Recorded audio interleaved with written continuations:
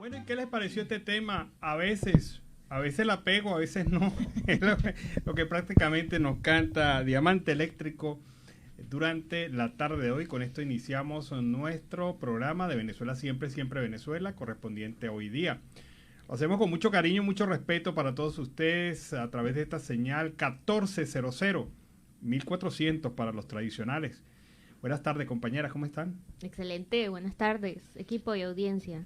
Buenas tardes, Alan. Buenas tardes, Gabriela. Y buenas tardes a toda nuestra amable audiencia. Esa que está ahí en el dial, en el 1400 AM, La Voz de la Gran Colombia. De 1400. En nuestras redes sociales oficiales, en Facebook, Siempre Venezuela Radio, en Instagram, @Siempre Venezuela Radio, y en Twitter, @Siempre Venezuela, en enlace con La Voz del Río Arauca, 1110 AM, en nuestra página web www.siemprevenezuelaweb.com. Saludar en el control máster al señor Víctor Márquez y a Roberto Alexis Rojas en las redes sociales, a Alex Meneses, en la producción a Vanessa Chacón, Gabriela Parra, Alan Peralta con registro nacional 0715, y quien les habla, Nancy Pacheco, con registro nacional 0713 del Colegio Nacional de Periodistas, seccional norte de Santander. Bienvenidos a esta primera ronda informativa en Siempre Venezuela, Venezuela es noticia. Bueno, y culminó el primer semestre del año en curso del 2021 y el Observatorio Venezolano de Conflictos presentó su informe. ¿Cómo ha sido ese año, ese medio año aquí en Venezuela?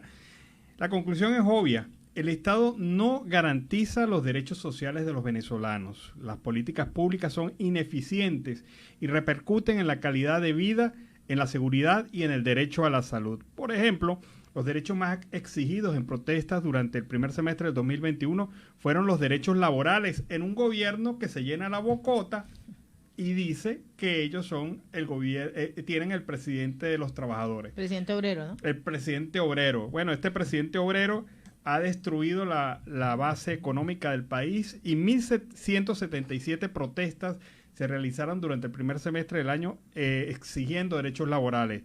Siguen las protestas de servicios básicos, 1.018, 745 del sector salud, derecho a la salud, 573 de la participación política y 209 del derecho a la justicia. Como ustedes ven, ahí muy claro, los derechos laborales, los derechos a los servicios básicos y el derecho a la salud son los derechos más vulnerados en Venezuela, de acuerdo a esta cifra de protestas. También los estados que más protestaron.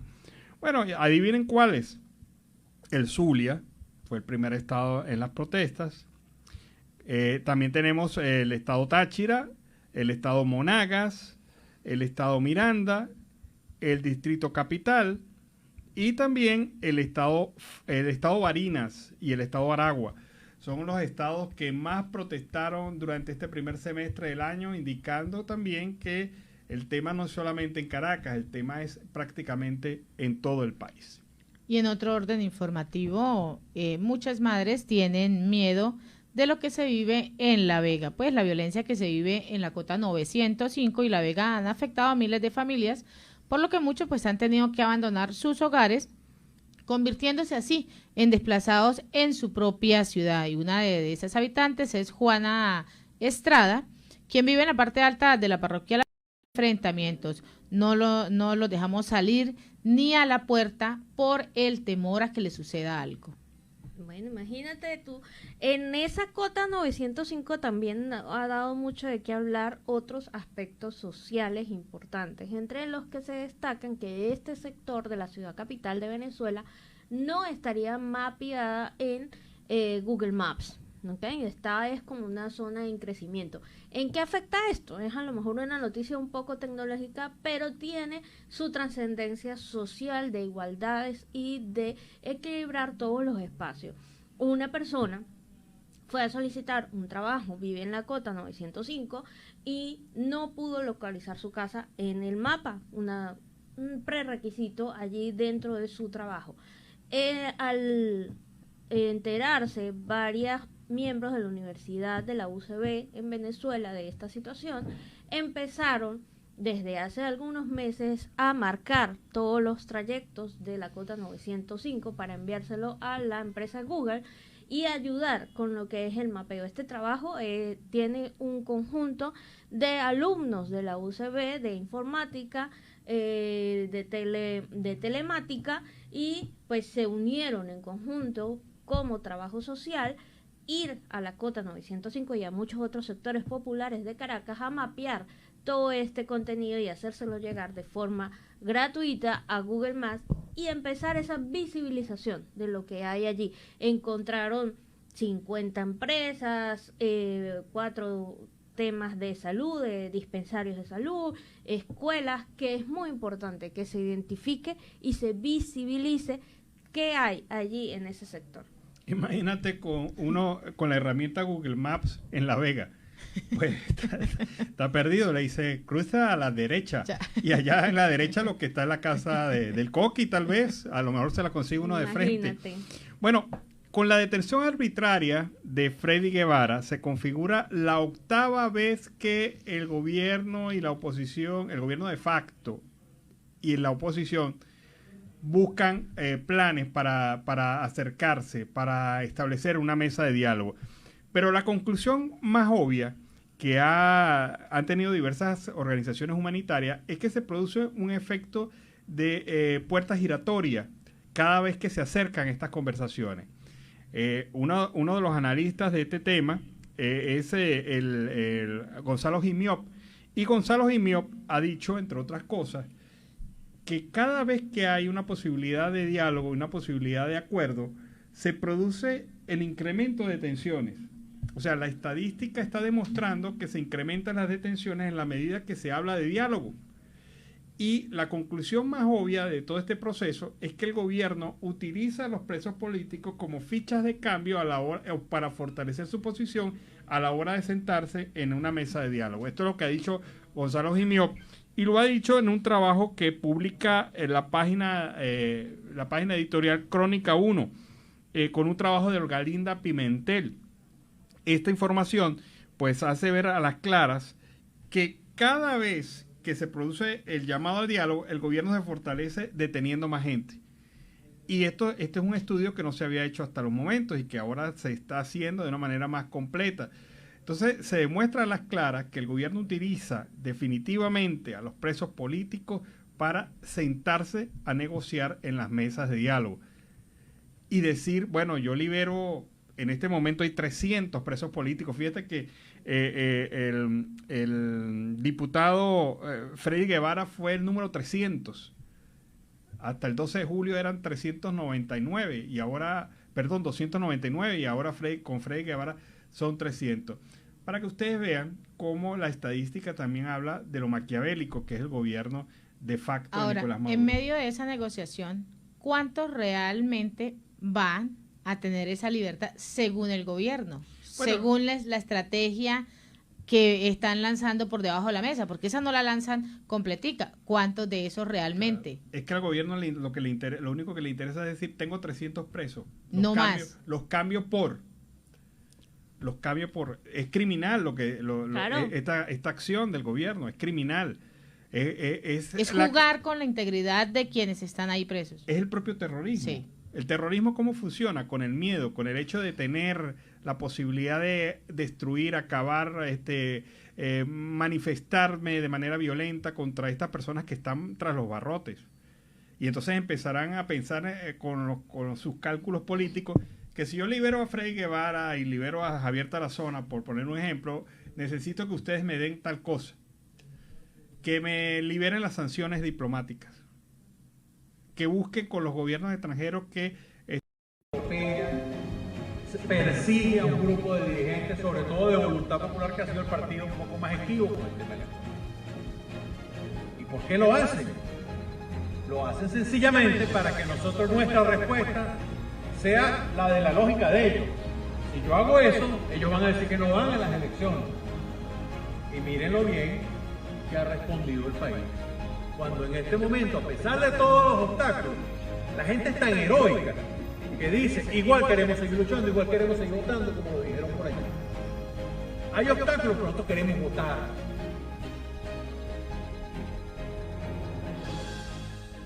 Luis Florido,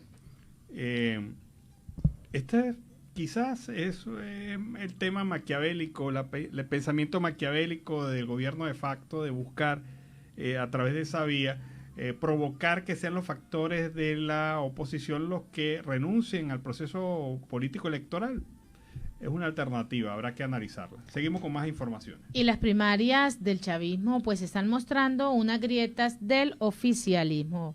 El próximo 8 de agosto el chavismo tiene prevista una exhibición de músculo con unas primarias presentadas por sus dirigentes como una carta para mostrar fuerza.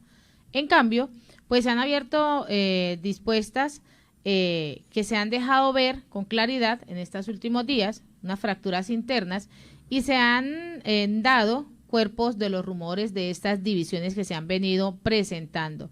El mensaje lanzado días después de la postulación de candidatos en junio pasado, pues lo completó, alertando de que quien haya tratado de hacer algún tipo de trampas no es del PSUV, sino de cualquier otra entidad. Las advertencias pues llegaron después de que tras una jornada de postulaciones abiertas se inscribieron 100.977 nombres de militantes que aspiran a encabezar las listas para las elecciones locales y regionales del próximo 21 de noviembre por el partido fundado por Hugo Chávez en el año 2007, siendo ya presidente.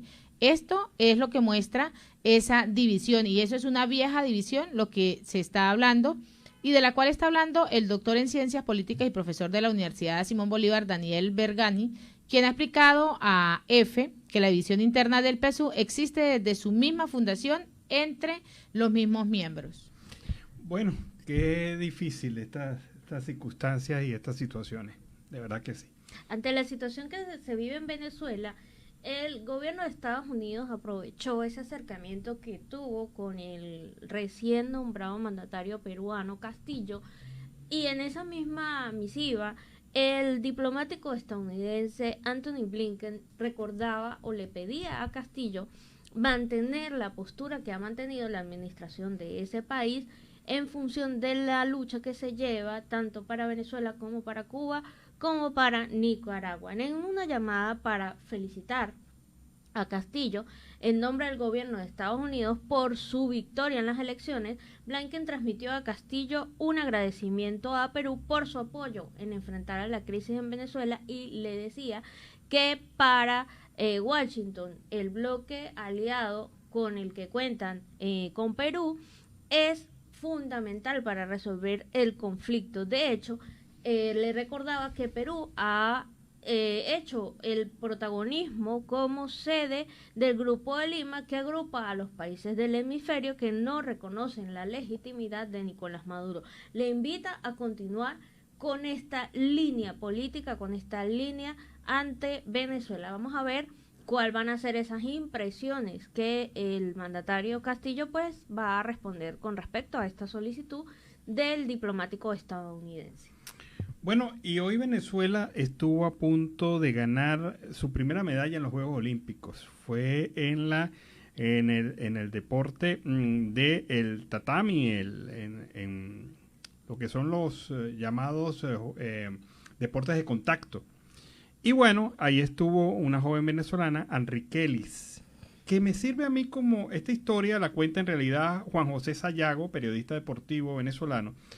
Pero la historia de Enriquelis es una historia que es la historia del deportista venezolano en estos momentos, con el gobierno de facto y con todas las condiciones del país. Enriquelis vive en Tokio y ella está en la Universidad de Tokai, en Japón. Allí se entrena todos los días, vive con una beca muy bajita de la Federación Venezolana de Deportes. Y ojo, este es un órgano, no es del Estado, no es del gobierno. Ella no recibe recursos del gobierno. Ella se entrenaba allá. Cuenta Juan José Sayago que semana y media antes de los Juegos, Enriquelis se lesionó la pierna derecha producto de un movimiento que le hizo un atleta de Moldovia en un entrenamiento. Así con dolor compitió hoy y casi se llevó el bronce en los Juegos Olímpicos. Pero ahí no estuvo Pedro Infante, el cantante, ni estuvo tampoco el gobierno de facto. O sea, ella lo ha hecho con recursos propios y recursos de la federación. La beca no le alcanza mucho. Apoyo del ministerio nunca ha recibido. En medio de la pandemia, Japón decidió guardar a sus atletas, o sea, que se encargaran de entrenar prácticamente en su casa para evitar contagios. Pero Enriquelis se quedó entrenando con los hombres de la selección de Japón, siendo mujer. y escapando a algunos gimnasios para hacer preparación física porque obviamente no tenía ningún apoyo. Fíjense ustedes, sigue la historia de Juan José Sayago, pero Juan José Sayago dice algo. Quizás fue la última vez que la vieron en tatami. No es fácil vivir en Japón sin poder recibir ayuda que necesita para un deporte que exige demasiado. Es una muchacha joven, pero tiene sus propias necesidades y el deporte en Venezuela cada vez es peor en cómo se brinda asistencia a los atletas. Cómo decirle que a ella le han llamado desde el Ministerio del Deporte y hay gente que ni siquiera sabe su nombre. Duele la derrota. Duele mucho, pero más duele saber que probablemente ella no va a estar más. Este es su último ciclo olímpico, según el periodista Juan José Sayago. Y ocurre así con los deportistas venezolanos. Esa es la realidad del deportista venezolano. Sí, y es una condición obvia que si tú no cuentas con apoyo y lo estás haciendo con tus propios recursos, llegas hasta donde la cobija te alcance. Y la cobija prácticamente ya no le arropa más. Ya no la arropa más Angeli, que hizo todo el esfuerzo del mundo por ganar esa medalla. Hubiese sido significativo y ya te hubieses visto cómo ahora estuviera Pedro Infante cantando, ¿no? Y diciendo, eso es un logro de la revolución. Pero en realidad, pues eso no tiene nada que ver con ninguna revolución. La revolución ha sido involución en todos los sectores del país. Continuamos con más información. Bueno, hablando de Venezuela por el mundo, hablando de esas cosas positivas que pasan y hasta de repente, ¿por qué no? Ese camino hacia el futuro de la recuperación del país, Venezuela se proyecta como un segundo exportador de camarones en Latinoamérica por 3 años consecutivos.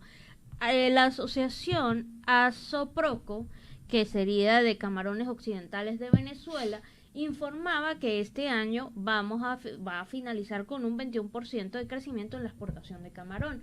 El camarón venezolano ha venido creciendo, tiene una calidad única, es muy apetecible en los países europeos e indicaba que el 70% de la producción va hacia Europa. Es un producto exportable no tradicional. El mundo agropecuario destacó que Asoproco ha logrado la aceptación de mercados muy exigentes debido a la gran calidad con la que cuenta el camarón venezolano. Aproximadamente se está exportando el 70%. El presidente de la asociación indicaba, Fernando Villamizar Esparza, que ha sido muy difícil, pero que siempre dentro de esta asociación han apostado por seguir creciendo independientemente o aunque exista en Venezuela pues esa crisis que no es digamos una imagen falsa, pero ellos han sabido hacer utilizar la crisis más como una oportunidad que como una deficiencia. Entonces ellos indican que este rubro del camarón podría ser una de esas salidas económicas una vez pues el tema económico, político, social en Venezuela logre ese cambio hacia la reestructuración y mejora del país, pues hay que tomar en cuenta el tema de la exportación de camarón, ya que quieren abarcar también el mercado chino. Bueno, mira, el problema es que algún enchufado se dé cuenta que eso está produciendo plata, como para que lleguen a inventarse una norma para expropiar lo que ya están haciendo el sector privado en Venezuela, y obviamente cogerse eso como está en este momento. Eso es lo que ha pasado con todo lo que es productivo en Venezuela, todo lo que medio levanta la cabeza en Venezuela.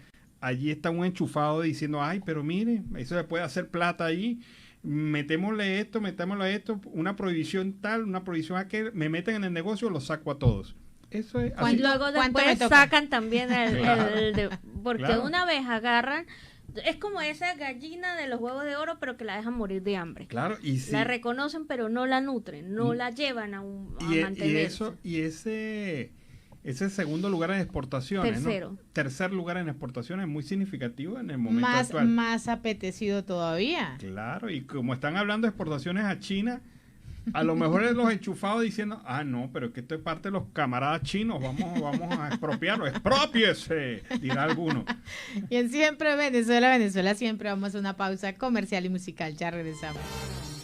Bueno, sabroso, le hemos subido el tono al programa con la 33 y este tema, la soledad, una salsita ahí como para... Se la bailó, se la disfrutó, ¿no? No, pero no la gozamos porque obviamente es el tema de nosotros, la gente del trópico, del Caribe, tú sabes, ¿no? Y así andamos en el programa Venezuela Siempre, Siempre Venezuela. Hoy es martes, ¿verdad? No, Sí. yo no sé. Creo Hasta que las no. 12. Hoy es martes. Hasta las 12. Bueno, seguimos con más información. Bueno, lamentablemente hay notas que hay que dar y son contradictorias, son hasta que uno no entiende y se frustra de por qué pasan estas cosas en Venezuela. Semana flexible, semana radical. Flexiblemente radical o Flexible, radicalmente no, flexible. No sé, de verdad que ya uno no sabe todos estos temas, pero me voy al sector alimentario, un sector bastante golpeado para los venezolanos. Hay varias tendencias, hay varios números que muestra el día de hoy Juan Carlos Montesino, que es el presidente de la Sociedad Venezolana de Agricultura Familiar. Dice en un balance sobre el primer semestre de lo ocurrido a nivel de alimentos en Venezuela, por un lado, que aumentó el precio de los productos en un 1.600%, ¿ok? Pero por el otro lado, él dice que cada 2 días se pierden 25.000 toneladas de alimentos. Esto suma en estos primeros 6 meses 600.000 toneladas de alimentos perdidos. Suma adicionalmente 480 millones de litros de leche perdidos. Además, otro índice indica que el venezolano pasó de consumir 28 kilogramos de proteína per cápita a consumir solamente 1.8 kilogramos de proteína per cápita.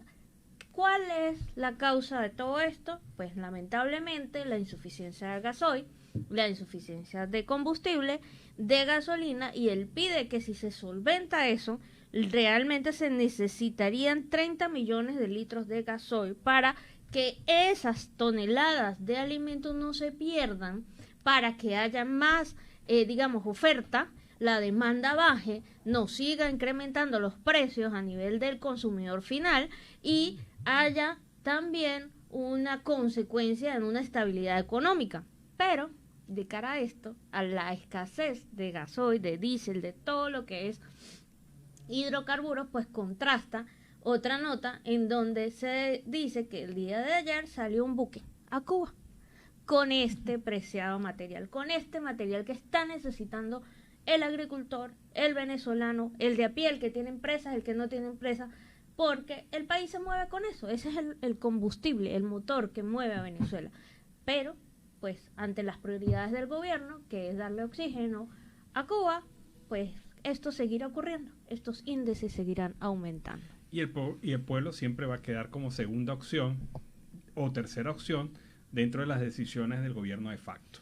Y en Siempre Venezuela, Venezuela, siempre vamos con el primer reporte de nuestro corresponsal Oliver Luyano, el amigo de todos. ¿Qué tal, amigos de Siempre Venezuela? Desde esta zona de frontera, desde Arauca, reporta para ustedes el amigo de todos, Oliver Luyano, guariqueño y de Saraza. Bueno, mis amigos, nosotros seguimos en este recorrido por Arauca, por esta zona de frontera, por esta zona de llano.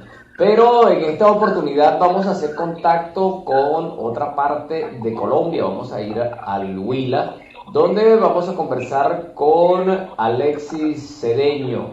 Él es del estado Anzoátegui. Bueno, Alexis, bienvenido, gracias por aceptar este contacto. Bueno, gracias a ti, Oliver, por la invitación y también a Siempre Venezuela. Alexis, buenas tardes. Coméntanos de qué parte de Venezuela tú eres. Bueno, yo soy oriental, soy de Puerto La Cruz, estado Anzoátegui. De Puerto La Cruz. ¿Y cómo decidiste o por qué decidiste salir de allá de Puerto La Cruz? Bueno, salí en el año 2017 por motivo de lo que está viviendo actualmente el país, la crisis económica, social, en todos los aspectos, lo que afecta hoy en día a todos los migrantes venezolanos. Por esa situación salí de mi país, Venezuela. ¿A qué te dedicabas allá en Venezuela? Bueno, ya trabajaba independientemente y era estudiante universitario. ¿Cómo era la situación que tú vivías allá en Venezuela? ¿Cómo estaba? Bueno, la situación de Venezuela era bastante crítica. La falta digamos, de medicamentos, la falta de alimentos, la escasez de gasolina, la falta había mucha inseguridad.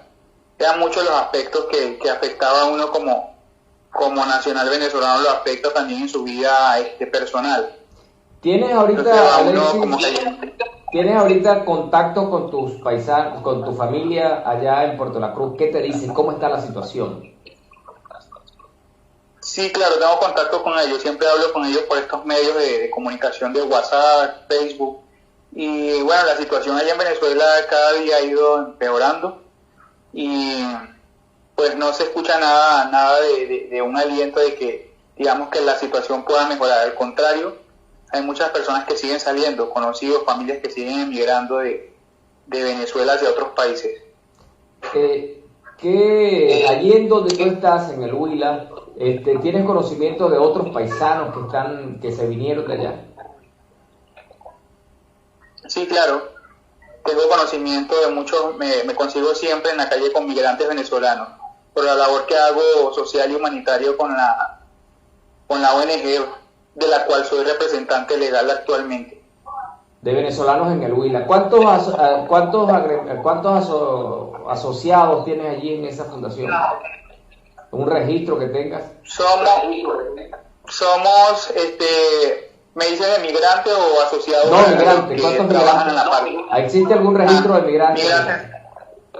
Sí, claro. Nosotros tenemos un registro en nuestra base de datos que estamos actualizando. Hasta el momento, concordando con una estadística también de Migración Colombia Regional Neiva, hay 5.000 migrantes, pero nosotros la estamos actualizando nuevamente porque sabemos que en tiempo de lo que era la pandemia, hubieron muchos migrantes que eran población flotante. Digamos, otros se fueron del departamento, así como también emigraron otros hacia esta parte sur de Colombia, el interior de la región andina Huila. ¿Qué programas han implementado para beneficiar a los migrantes? Bueno, nosotros como organización de la sociedad civil sin fines lucrativos, nosotros mismos buscamos alternativas, digamos, de poder crear flyers, contenidos para poder buscar apoyo en donaciones para esta población que lo requiere. Pero hasta el momento no tenemos organismos de la cooperación internacional, no tienen presencia en esta región. Lo que es el Huila y Caquetá, que también manejamos allá coordinaciones en el Caquetá, con un grupo de venezolanos que están allá llevando ese cargo, representándonos allá en el Huila. Alexis, en esa caracterización que ustedes han hecho, ¿cuál es el perfil del venezolano? ¿Hay profesionales? ¿Hay amas de casa? ¿Qué es lo que más han conseguido allí? Sí, yo tenía las estadísticas, pero no las tengo ahorita acá a la mano, pero sí, tenemos como el 30% de profesionales. Tenemos jóvenes de 18 a 29 años, tenemos como el 20%,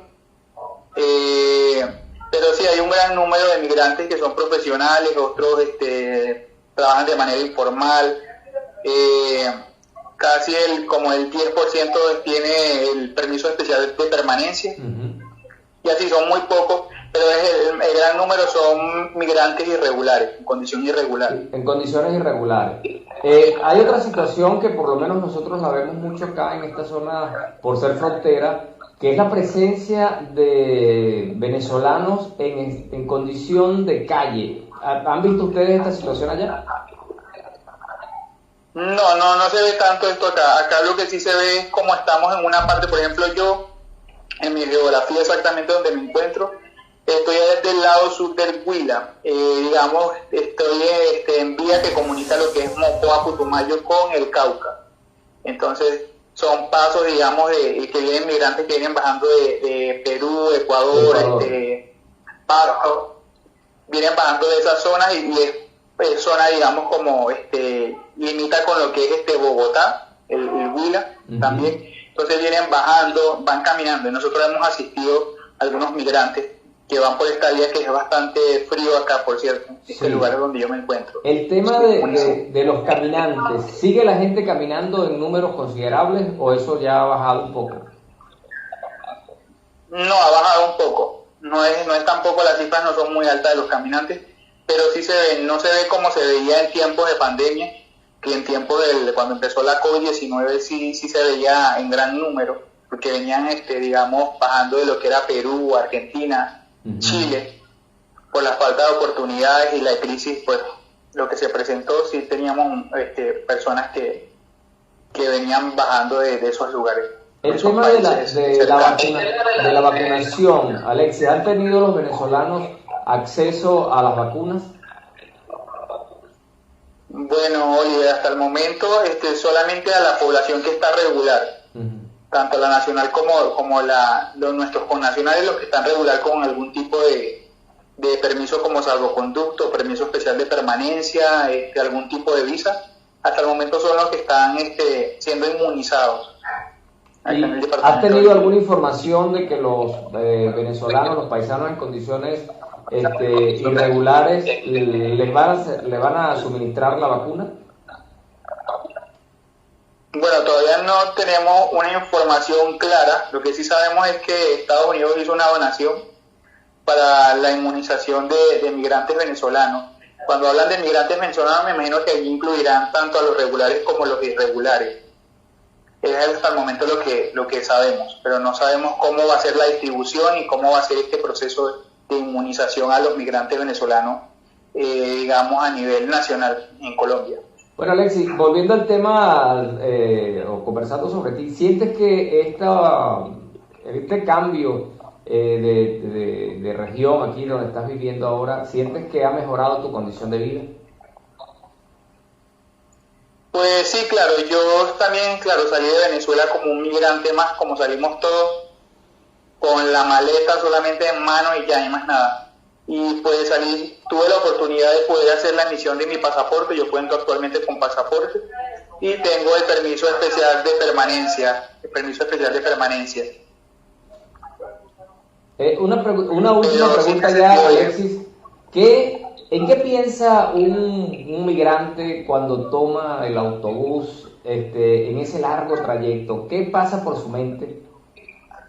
O en tu caso particular, ¿qué pasó por la tuya? Bueno, Oliver, fueron muchas cosas, fueron muchos sentimientos de cosas de dejar tu familia, tu casa, tus amigos, tu tierra. Son muchas las cosas y empezar de cero, porque es como que volvieras a nacer. Salir de tu país y empezar de cero es bastante difícil, pero ahí uno va siguiendo adelante, porque la idea es perseverar y poder ayudar a otras personas, y creo que hasta el momento me he sentido bien.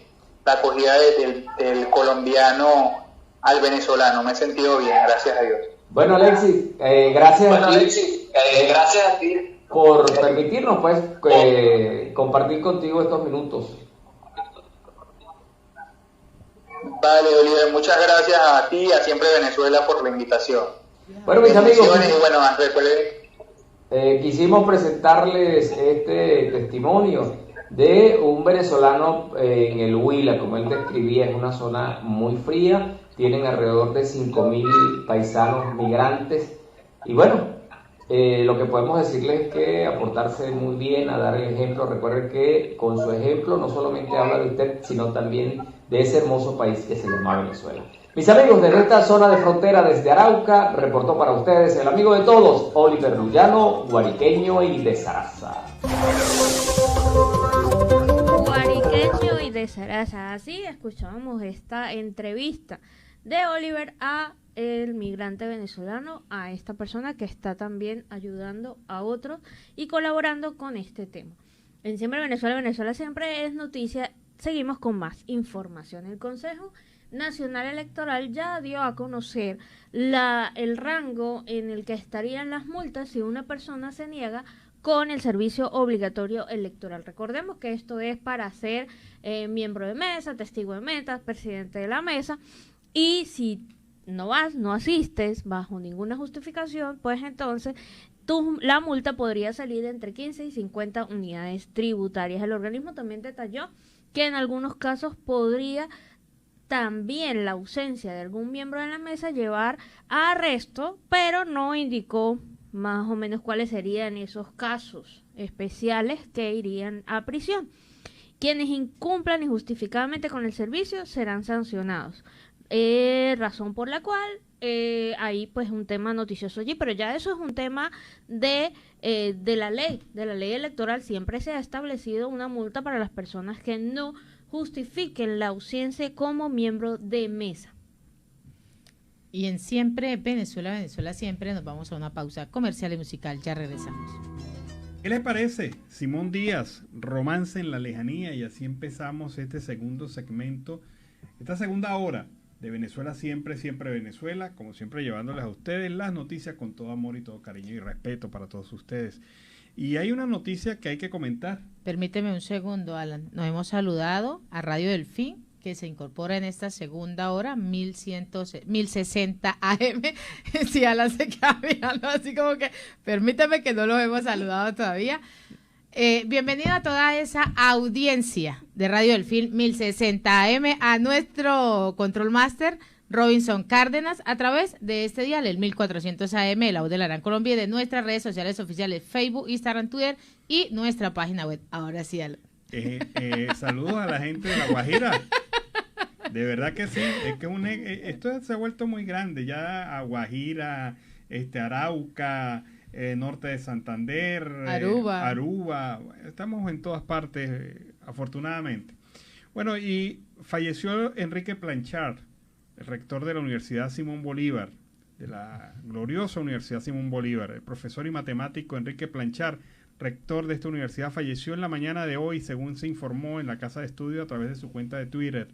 Planchart, graduado con honores en la Universidad de California, Estados Unidos, tuvo una destacada carrera que incluye el cargo de titular del Departamento de Matemáticas Puras y Aplicadas de la Simón Bolívar, donde trabajó por casi 50 años e investigó la geometría diferencial. La comunidad universitaria y diplomáticos venezolanos en el mundo lamentaron en redes sociales la muerte de Planchart. Bueno, es triste tener que decir esta nota, pero también es triste que todo el mundo ahora anda pensando en el destino de la Universidad Simón Bolívar. La gloriosa Universidad Simón Bolívar ahora tiene como vicerrector a alguien que impuso el Ministerio de Educación Superior.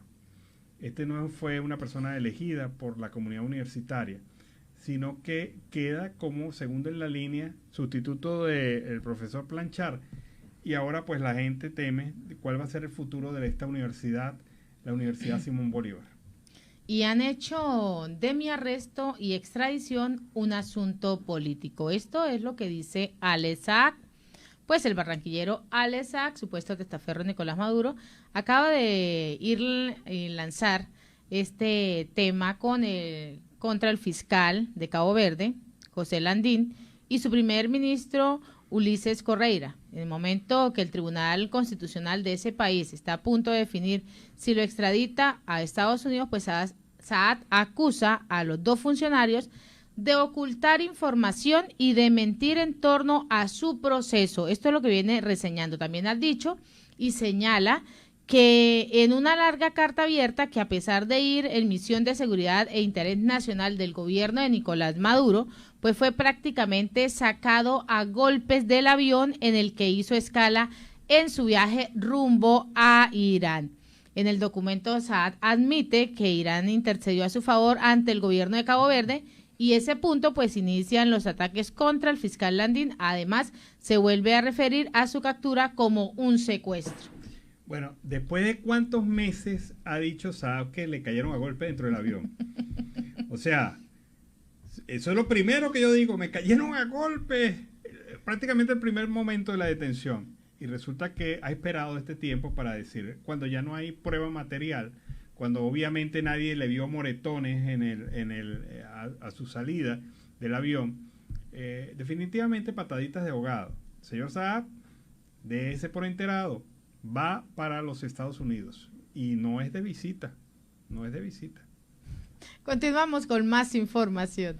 Reiteran que no participan en las elecciones del 21 de noviembre los siguientes partidos: las juntas directivas de 20 Venezuela, Causa R, Alianza Bravo Pueblo y Gente Emergente. Ratificaron que no van a participar en estas elecciones programadas para el 21 de noviembre. No convalidaremos la farsa, fue textualmente parte de lo que reza este comunicado. Omar González, dirigente por 20 Venezuela, reiteró que desde la tolda que representa apuestan por una unidad de objetivos con una ruta clara que articule todas las fuerzas en derrotar a la tiranía y que no se divide en falsos diálogos, farsas electorales y cualquier tipo de maniobra que confunda a la sociedad venezolana y a los aliados de las democracias del mundo y que le dé, por el contrario, más estabilidad al régimen. Esa es la postura de estos partidos políticos venezolanos. Bueno, y nos encontramos entonces en este dilema: partidos que van a participar, organizaciones que no van a participar. Sin embargo,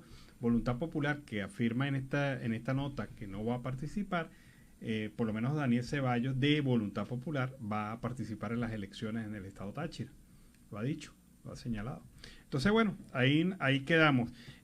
Dos informaciones del tema del deporte, los Juegos Olímpicos. Hay una queja cada vez más creciente en la comunidad femenina que participa en los Juegos Olímpicos, porque han tenido que competir con mujeres trans. Y esta, pues, para ellas es una situación de verdad bastante dificultosa, porque obviamente, pues, sin querer hacer un comentario peligroso sobre este tema, porque te caen en redes sociales, hay diferencias obvias. Y esto ha beneficiado en algunos casos a las competidoras trans, y esto ha sido una queja dentro de los Juegos Olímpicos. No sé qué va a pasar en el futuro con los Juegos Olímpicos, pero la circunstancia es obvia. No se le puede exigir el mismo rendimiento físico a una mujer que la naturaleza la ha hecho como tal, y que a una mujer trans, porque las circunstancias físicas son diferentes, por decir menos, y esta es la queja. Y la otra información era relacionada al deporte en el cual estaba inscrita Enriquelis Barrios, la venezolana, en judo.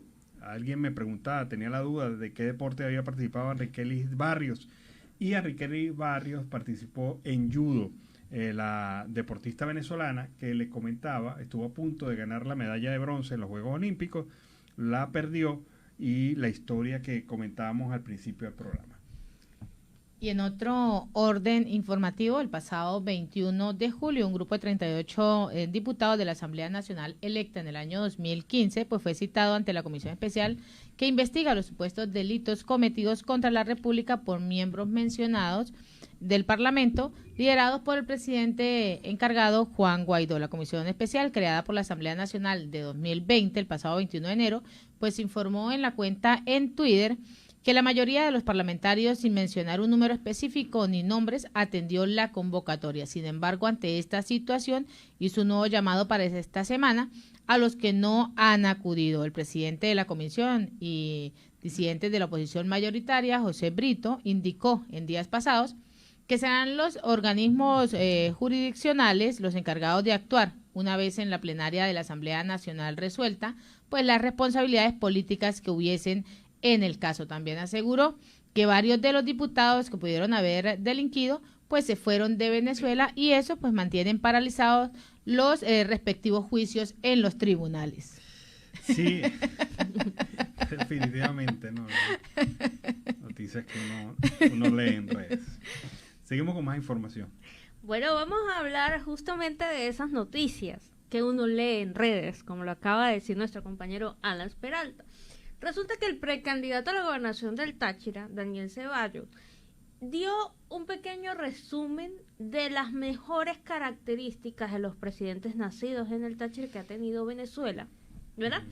Entonces dice, vamos a textualizar esto antes de decir cuáles fueron las reacciones en redes.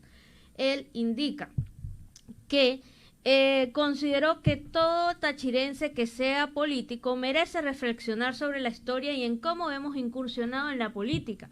Mencionó entonces algunos de los mandatarios nacidos en el estado Táchira y señaló lo siguiente: el ideal sería el regionalismo y el amor nacional de Cipriano Castro, la paranoia y la sagacidad de Gómez, la serenidad de Eleazar López Contreras, ese ciudadano ejemplar que fue Isaías Medina Angarita. La visión más grande que ha tenido sobre esta tierra fue la de Marcos Pérez Jiménez, la capacidad para cambiar de opinión de Carlos Andrés Pérez y por último, alguien a quien tuve la oportunidad de conocer en persona, que es la inteligencia y tolerancia de Ramón J. Velázquez. Este fue el discurso que dio Ceballos. Ante este discurso, algunos políticos, algunos conocedores de la historia, indican lo siguiente. Rafael Arraiz Luca, quien es un historiador en Venezuela, le dice que un político venezolano integrante de un partido demócrata elogia la dictadura de Pérez Jiménez es una contradicción insalvable, no hay manera de conciliarlo. Yo creo que sacó de contexto lo que dice, o ese resumen de características que dice. Él en ningún momento dijo que necesitábamos una dictadura como la que hubo con Gómez o como la de Marcos Pérez Jiménez. No se puede negar esa visión de crecimiento estructural que tenía Marcos Pérez Jiménez y tampoco se puede negar las cosas positivas. No, el hecho de que estemos ante una dictadura no quiere decir que los demás procesos no tengan algún objetivo salvable o alguna característica que sea mencionable y que necesite la Venezuela de hoy. Pues es, digamos, el contrapunteo que existe entre lo que dice Daniel Ceballos y los historiadores. Claro, yo estoy de acuerdo contigo, sacaron de contexto las declaraciones de Ceballos, pero ¿quién no quisiera en Venezuela tener la sagacidad de Gómez? No sé, yo sí. Por ejemplo, la sagacidad de Gómez, la visión de Marcos Pérez Jiménez. ¿Quién no en 10 años, hay que reconocerlo, Marcos Pérez Jiménez llenó al país de autopistas, de hospitales, de servicios de primer nivel, y era una dictadura, a pesar de señalarlo de esta manera, pero era su visión. ¿Y quién cuál era el otro? Además de Marcos Pérez. Isaías Medina Angarita. Bueno, Isaías Medina, el ciudadano, el prohombre ciudadano, un militar, formación militar, que fue el demócrata de la historia venezolana de los años 45 y lamentablemente lo tumba un partido que ahora está en la democracia venezolana. La forma en que corregía errores Carlos Andrés Pérez. Claro, también. Carlos Andrés Pérez así tomaba una decisión y cuando no era la correcta, la rectificaba. Lo que pasa es que nosotros a veces pretendemos hacer juicios de la historia, de los hombres de la historia, desde una perspectiva humana en este instante, pero no vemos la proyección que tiene la acción de estos hombres. Y creo que Ceballos pues se arriesgó un poco al decir estas cosas, pero es lo que está en la mente de muchos, de verdad que sí. Y en Siempre Venezuela, Venezuela Siempre, vamos con el reporte de nuestro corresponsal Carlos Uzcategui, El Miura.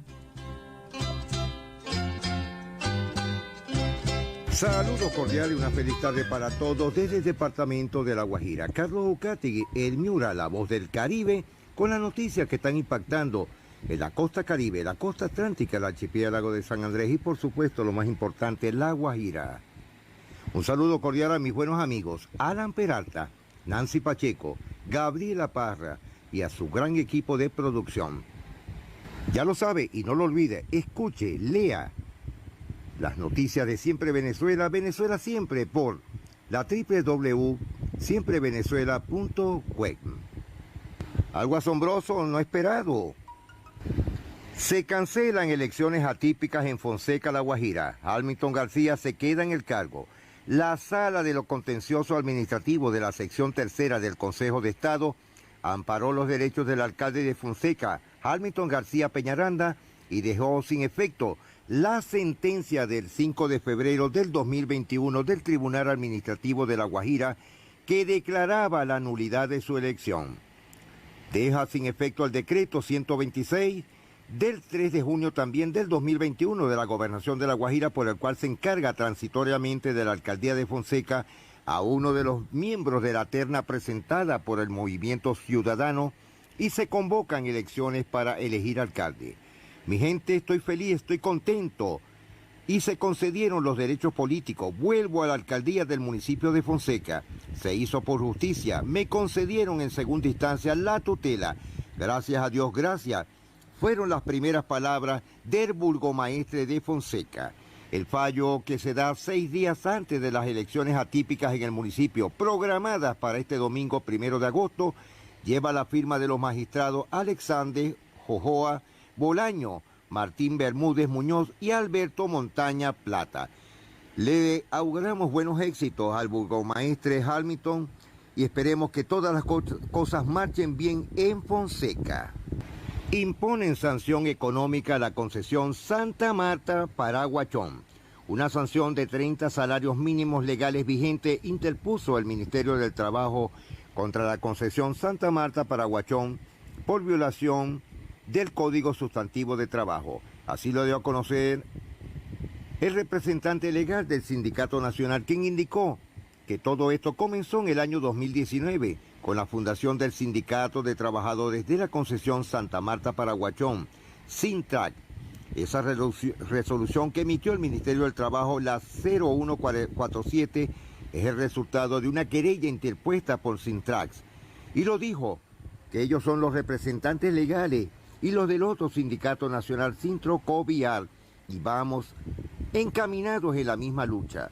Precisó que hace 2 años los trabajadores iniciaron un conflicto laboral presentando un pliego de peticiones que esta empresa no negoció bajo ningún modelo y en ningún momento. El artículo 400 del Código señala que toda asociación sindical de trabajadores tiene derecho a solicitar con el voto de las 2/3 partes de sus miembros que los empleadores respectivos deduzcan de los salarios de los trabajadores afiliados y pongan a la disposición del sindicato el valor de las cuotas ordinarias o extraordinarias con que ellos deben contribuir.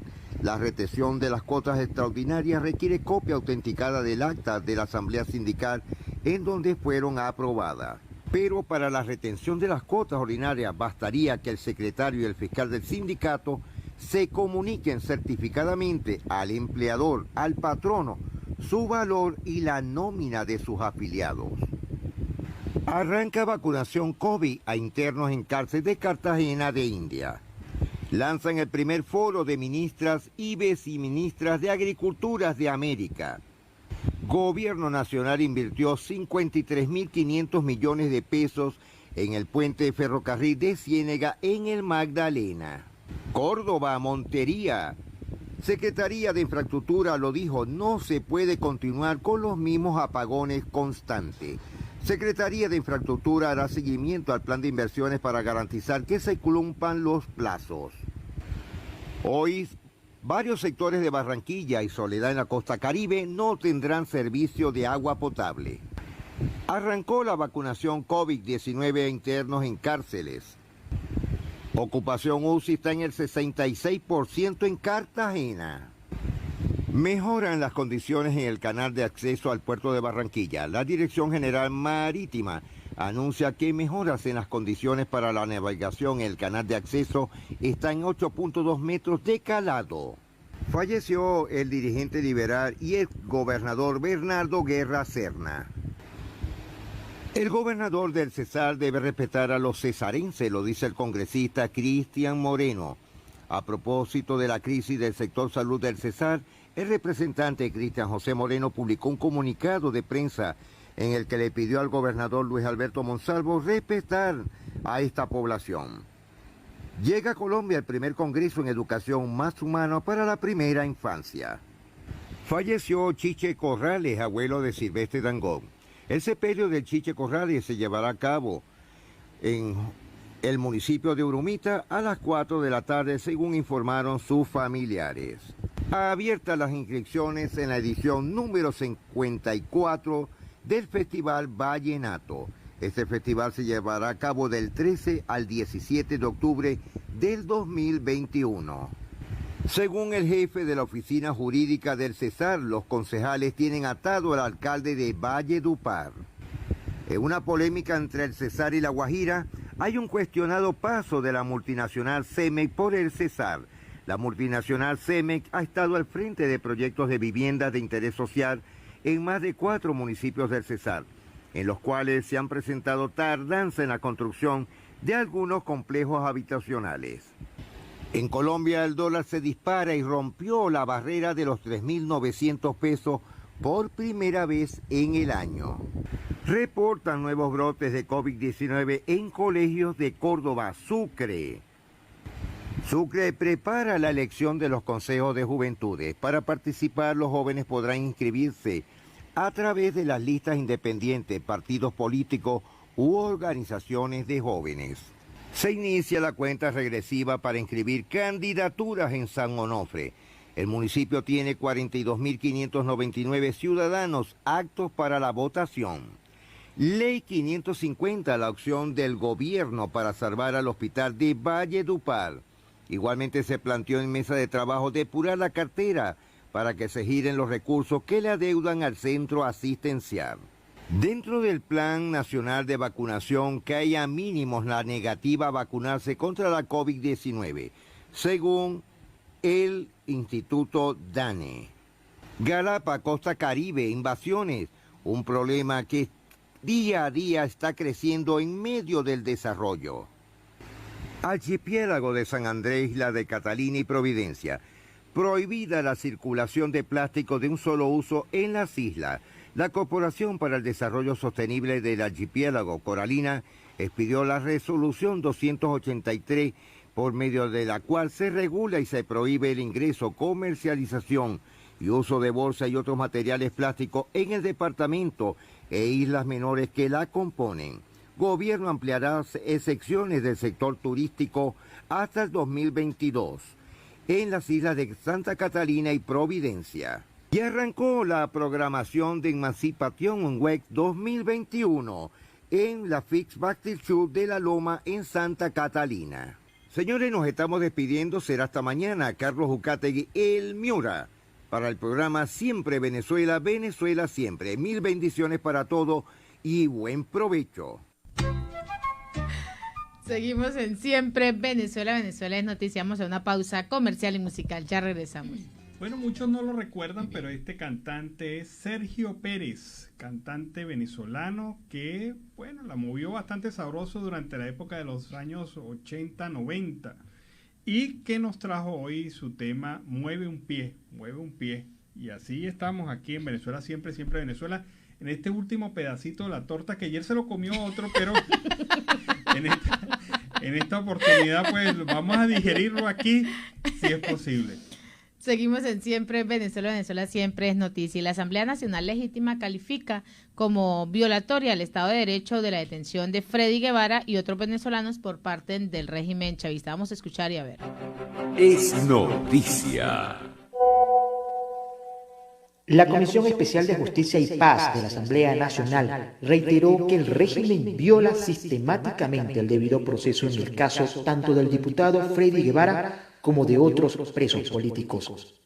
A través de un comunicado, al cumplirse 15 días del secuestro del parlamentario, denuncian que Guevara lo mantienen preso sin ninguna prueba que justifique su detención. Por lo tanto, aseguran es ilegal y viola sus derechos al no permitir a sus abogados y familiares verlo. Reiteran que Guevara es inocente y no merece pasar ni un segundo más en el helicoide ni en ningún otro centro de detención y tortura. Exigen libertad inmediata para él y todos los presos de la dictadura.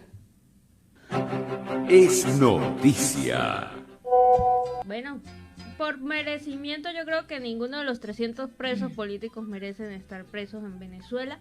Pero lamentablemente, como se mencionaba en algunos de los otros bloques de este programa de Siempre Venezuela, ese es como la nueva moneda de intercambio para conseguir temas por parte del gobierno actual de Venezuela.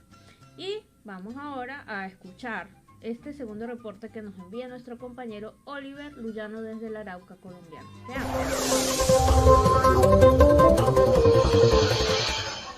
¿Qué tal amigos de Siempre Venezuela? Desde esta zona de frontera, desde Arauca, reporta para ustedes el amigo de todos, Oliver Luyano, guariqueño y de Saraza. Bueno, mis amigos, estamos en este amplio recorrido por toda la geografía y hemos estado contactando pues a nuestros hermanos venezolanos en diferentes partes de Colombia. En esta oportunidad nos vamos al Cesar. Allí está un paisano, Luis Eduardo Moreno. Gracias, Luis, por atender esta entrevista en medio pues de tu jornada. Bienvenido a Siempre Venezuela.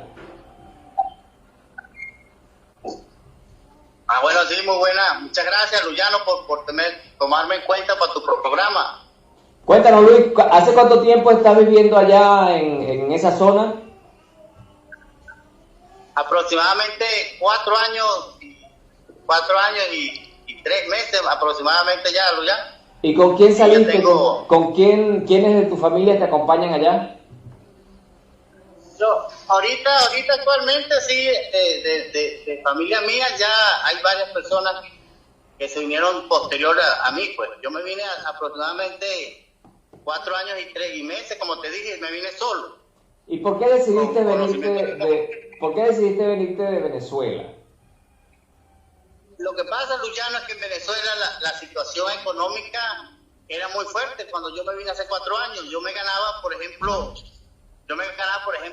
300.000 bolívares semanal, y eso me alcanzaba para comprar un paquete de napán y un cartón de huevo, imagínate. Eso era una cosa inédita.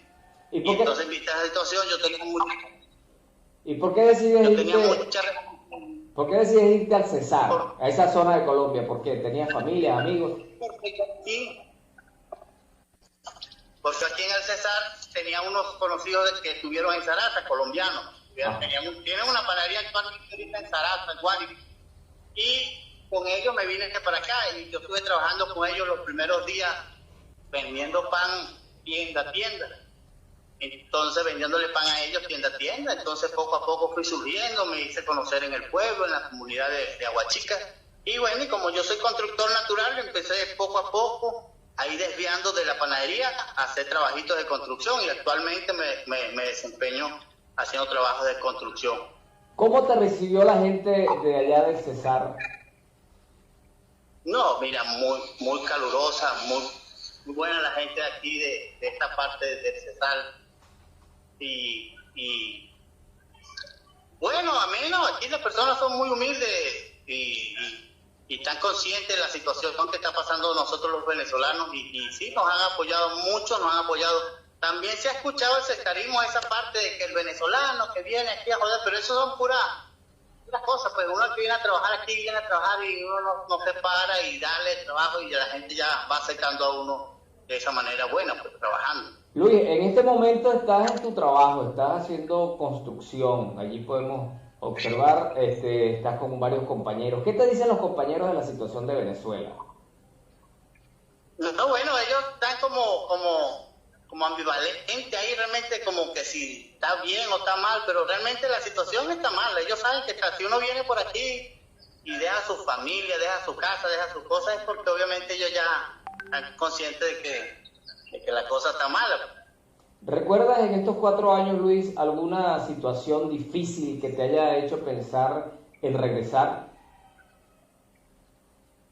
Aquí en Colombia, situación difícil. ¿A regresar a Venezuela? Ajá. No, ninguna. Ninguna en lo absoluto. Antes la situación difícil, me acuerdo de allá, lo que vivía allá, que por eso es que estoy aquí. La situación difícil, por lo menos, que aquí el sistema económico en comparación al de Venezuela es muy distinto, varía una cantidad enorme. Pero sin embargo, la parte de donde uno mantenerse no es imposible. Uno aquí trabaja y puede mantenerse. Luis, sientes que tu condición de vida ha mejorado, ¿no?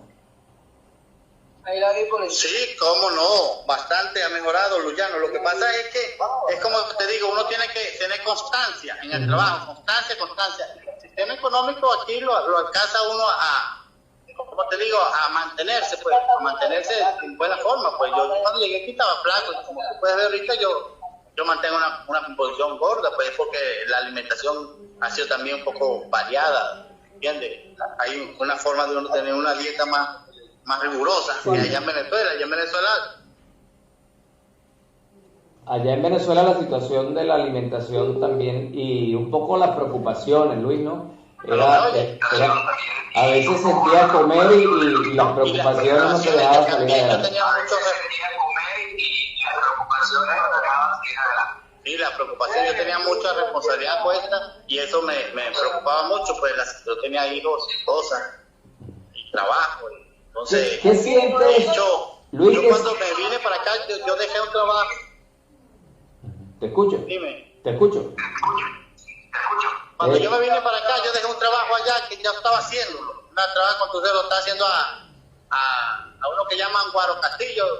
¿Sabes quién es? Sí, claro, gran amigo. Orlando. Ahora, Luis, cuando te comunicas... Guaro Castillo, ¿tú sabes quién es? Sí, claro, claro. Allá y estaba haciéndole... Ahora, Luis, coméntame, cuando tú conversas con los paisanos allá en Venezuela, ¿qué te dicen? No, que la situación está muy fuerte. Yo le he dicho, voy para allá, no se te ocurra venirte, Luis, para acá. Esto está muy fuerte aquí.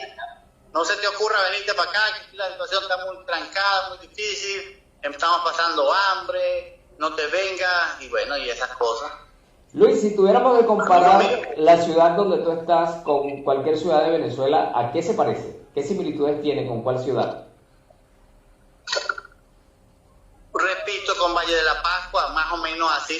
Aquí hay una avenida que llaman La Quinta, que es muy parecida a la avenida de Valle de la Pascua. Esa avenida que llaman Romero Gallego de Valle de la Pascua, así muy parecida así también. La economía... Y el empuje económico que yo veo aquí es el que yo reflejé hace 20 años en Valle de la Pascua, imagínate. El progreso que había en esas ciudades, ¿no? En esos tiempos, por lo menos en el 2000, Valle de la Pascua era como ver aquí ahorita Huachica, sí. Más o menos, o sea, que si tú te pones a ver, lo que te quiero decir es que antes en Venezuela había un poco más adelanto en la parte de evolución a los pueblos. Sin embargo, con este gobierno que está ahorita, ha habido un atraso del cielo a la tierra, porque estos pueblos ahorita no le llegan a ninguna parte, por lo menos aquí donde yo estoy. Yo me imagino que Valle de la Pascua ha ido hacia atrás, pues, ¿me entiendes? Sí, eso es correcto. Luis, ¿tú llegaste a sentir afinidad por los que hoy gobiernan en Venezuela? No, de ninguna manera. Esa gente son, o sea, vulgarmente yo creo que son unos delincuentes. Realmente, por lo visto, arriesgarse ahí en el poder es un acto de delincuencia, dolencia. Es una cosa que yo no tengo con una palabra para describirte cuál mal yo siento de mi pueblo con esa gente en el gobierno. Bueno, Luis Eduardo Moreno, muchas gracias, paisano, por atender esta llamada. Sí, siempre a orden, gracias. Y un saludo pues a todos los paisanos míos de Zaraza, de Guárico. Allá te van a ver. Bueno, mis amigos, desde esta zona de Arauca hicimos contacto con Luis Eduardo Moreno allá en el Cesar. Una historia más, amigos, de un venezolano que deja todas sus cosas, su familia, para tomar caminos, un rumbo que le permita desarrollarse él y poder aportar para su familia. Desde esta zona de frontera, desde Arauca, reportó para ustedes el amigo de todos, Oliver Luyano, guariqueño y de Zaraza. Bueno, muchas gracias por este reporte segundo de Oliver Luyano en la tarde de hoy. Y esto no es noticia directamente sobre el tema de Venezuela, pero es muy curiosa, ¿no?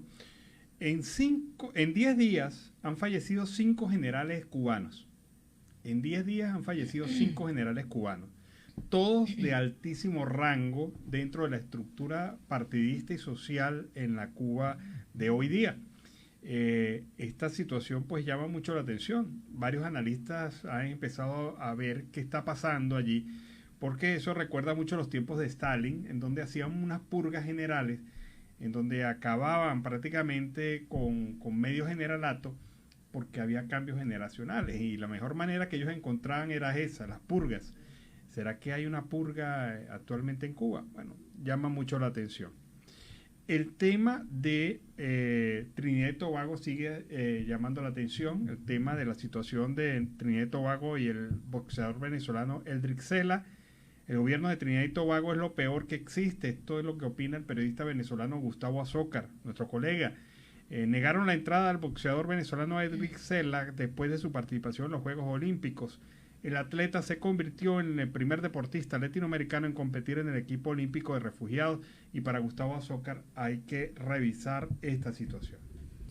María Corina Machado también le envió su saludo a Edric y comentaba que prepárese para cuando usted pueda ganar su medalla olímpica formando parte de este grupo de deportistas venezolanos, cuando forme parte del grupo de Venezuela en las Olimpiadas. Y en siempre, Venezuela, siempre vamos a ver el punto de vista que tiene Luisa Ortega Díaz con respecto al diálogo entre la oposición y el régimen de Nicolás Maduro. Veamos. Soy Luisa Ortega Díaz. La política es en esencia un permanente proceso de negociación. Las democracias son ejemplo de ello y las autocracias su antítesis, porque imponen, amenazan y persiguen a sus oponentes. Negociar es convencerse de que vamos a resolver juntos un problema. No es imponer al otro nuestras pretensiones y decirle qué debe hacer. Negociar no es derrotar al otro, es conseguir juntos una solución que sea satisfactoria para ambos y en nuestro caso debe ser también beneficiosa para el país. En el actual y enrarecido ambiente político venezolano, el criterio que ha prevalecido es el de imponerse uno sobre el otro. Maduro quiere vencer a los opositores y a su vez los opositores quieren imponer sus criterios. Esa no es una negociación, es un combate en donde pareciera que ninguno está dispuesto a entender los intereses del contrario y las verdaderas prioridades del país. Maduro pide a los opositores unas condiciones que lo eleven a un pedestal de todopoderoso y además exige que se arrodillen ante él. Los opositores, por su parte, le piden que entregue el poder mientras organizan el tribunal para juzgarlo como criminal junto a sus colaboradores.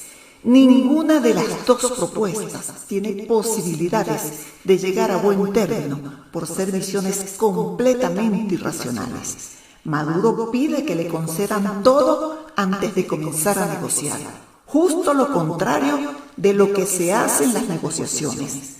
Las concesiones van al final del proceso, cuando ya las partes han llegado a acuerdos, no al revés. Eso no es lo que requiere nuestra democracia, sino la conciencia del enorme desafío histórico que representa Venezuela.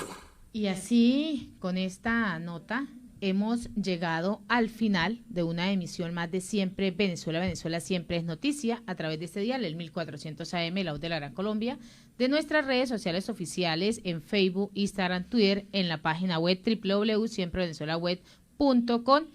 En enlace con la voz del Río Arauca, 1110 AM, Radio Delfín, 1060 AM. Agradecer en el control máster al señor Víctor Márquez, a Robinson Cárdenas, a Roberto Alexis Rojas.